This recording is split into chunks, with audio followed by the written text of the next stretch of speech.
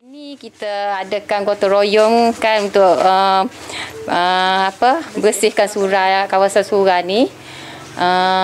Kita sediakan telekuk sembahyang 2-3 lap untuk surau. Kita sambil-sambil kumpul untuk dekatkan lagi lah puteri-puteri Cawangan ni. Tanya sikit tentang calon BN kita ni. Apa harapan kepada calon BN? Calon BN kita ni, kita sokonglah sebab dia orang muda, lepas tu anak ustaz lagi. Lepas tu biasanya orang muda ni dia mudah basah sikit.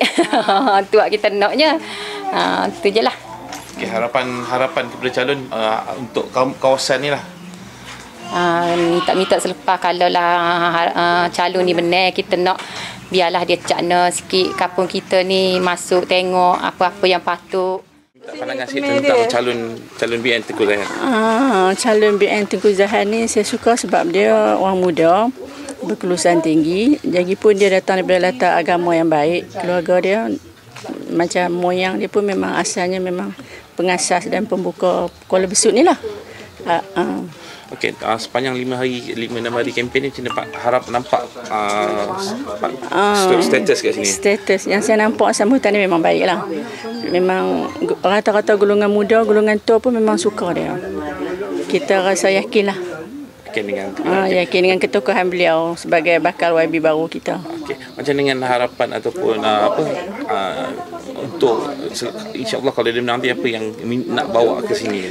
Kita nak bawa kalau boleh dia teruskanlah pembangunan daripada arwah YB yang sebelum ni, dan mudah-mudahan dia dapatlah bekerjasama dengan rakyat, membantu rakyat dan masuk kampung-kampung untuk melihat sendiri kesusahan rakyat, rintihan rakyat, apa yang rakyat nak, macam tu kita nak.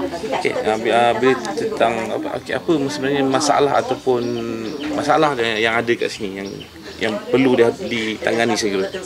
Masalah sini yang perlu ditangani segera, kebanyakan sini ada juga orang-orang susah kita yang tak dapat tempat tinggal. Macam masalah kita di sini perumahan lah. Kebanyakannya nak rumah macam PPRT tu.